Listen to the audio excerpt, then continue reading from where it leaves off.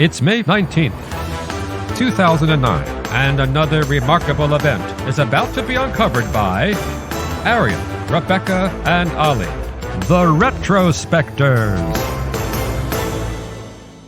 Despite being a 28-year-old power ballad, the most downloaded song on American iTunes this week in 2009 was Don't Stop Believin' by Journey. The reason? The premiere, today in history, of Ryan Murphy and Brad Falchuk's pilot episode of Glee, a show so phenomenally successful that by the end of 2009, it had generated 25 Billboard Hot 100 hits for its own cast.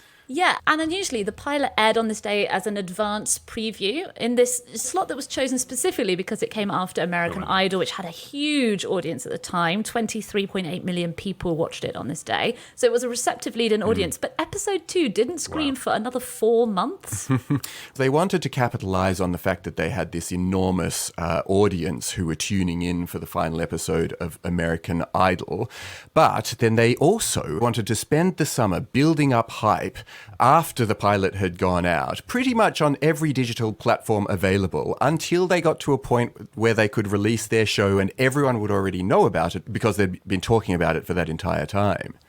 And there's a lot, actually, about the way that the look of the show and the sound of the show was constructed that plays into that marketing strategy. You see the pilot, then, this is the days before online viewing. So you see the pilot, but then only if you've got it on video do you get to watch it again throughout the summer. But everywhere you go, MySpace, MSN, Hotmail, whatever, there's a thing popping up for Glee. And it's got this really distinctive set of multicultural characters, the font, the day-glow colours, even the sound of the songs, that sort of pop, pop, pop thing they were doing. Everything to do with it had its own distinct brand. And it just meant that by the time the series then was broadcast in the autumn, there was a ready-made audience for it because of this way that it was marketed. It had a mass audience, people who liked American Idol, people who thought it was going to be the next High School Musical.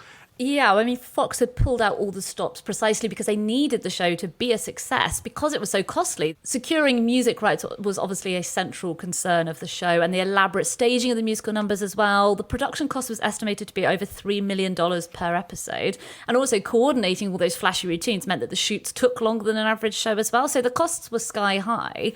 And right from the start, there were already talks about how it could be made into an even more profitable brand. Before it even aired, there were talks about the cast going on tour, a Broadway musical version, a movie, even a Glee on Ice show, which sadly did not come to fruition. That would be fantastic. There was good reason to have faith. Ryan Murphy had just come off the back of Nip Tuck. That was a huge success. And music reality shows were probably at the peak of their popularity at this point. But even so, there was a built-in understanding that this strategy of airing the pilot separately from the rest of the series was a risk. The New York Times TV critic Edward Wyatt wrote that the Gambit, quote, ratchets up the risk for a show that must already overcome television's checkered history with singing and dancing dramas. It does feel quite standalone, and perhaps not surprisingly, because it did actually begin its life as a movie script written by Ian Brennan, who is credited as a co-creator, but it was his original idea, and it was based on his own experience in the show choir at his own high school.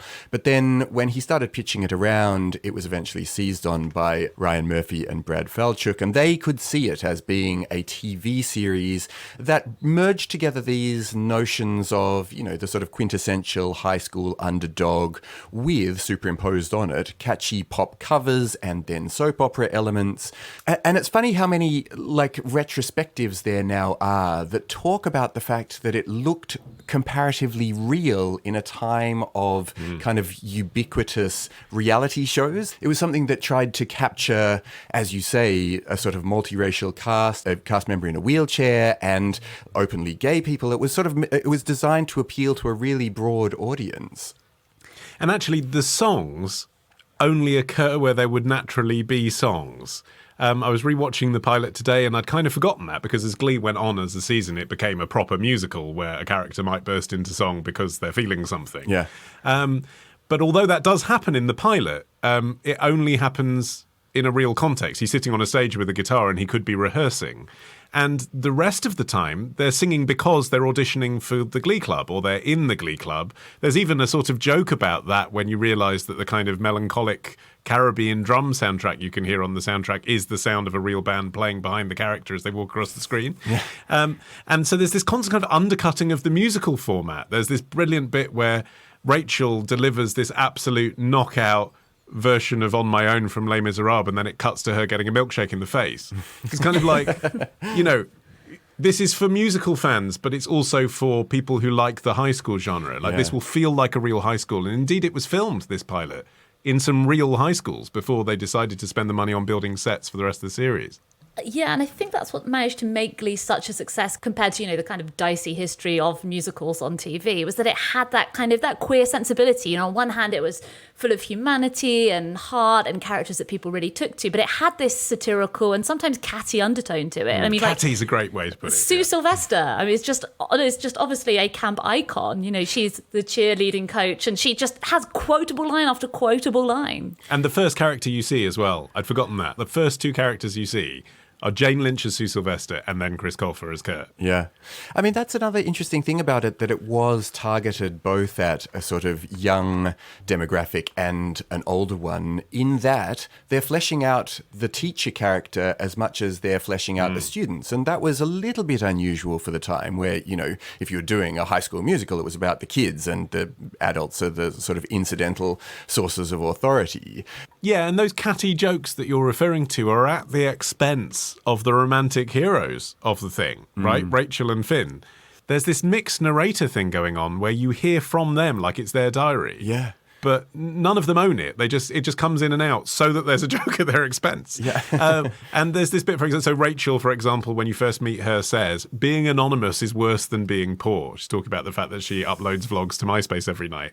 And then Finn, when he's talking about his home life, the all-American hero who's going to be at the center of this, says, Dad died in Iraq when we were fighting Osama bin Laden the first time, meaning the 90s, of course, when that is very much not what they were doing in Iraq, arguably either time. So you've got these jokes at the character's expense that you're supposed to be rooting for, which is a strange sensibility for a really big mainstream show like this. Yes. Like, for this to be a convincing musical by the time it takes full flight, you have to be used to the idea that anything can happen in this show. Right. Yeah, and I mean, tonally and aesthetically, it wasn't really like anything else in the TV conversation. It was campy, it was colourful, when the rest of the landscape was either brooding prestige TV and the sort of grim, crimey procedurals that dominated the network schedules at the time. But even though it was doing all these things that were different, I think what enabled it to reach such, you know, rapid mainstream success was the fact that it is hung around archetypes. And while they do poke fun at the archetypes, they're still there. You know, the football jock who secretly loves to sing, the shy girl who has the great voice, and the black girl who's a diva who doesn't want to sing backup. Those are all familiar archetypes and you can poke fun at them, but at the same time, they are there. You have something recognizable to draw in viewers and for them to orientate themselves and be sort of in the world immediately. Plus, on top of that, the number of singles that they had on the Billboard Hot 100 in 2009 was the most by any artist since the Beatles. And Don't Stop Believing, which I mentioned in the intro, I think American listeners won't understand the effect of this because although, as I said, Don't Stop Believing went straight to number one in the States on downloads, they knew the song from February 1982. Here in the UK, no one knew Don't Stop Believin'. I had never heard Don't Stop Believin' until I heard it in Glee. And it then launched that song by Journey, the original, as an absolute radio mega hit. It almost created false memories for people like they knew it before, but they didn't. Suddenly, in Britain, people were singing along at karaoke to the original version. I'd never heard it before 2009. Yeah, I started uni 4 months after this day.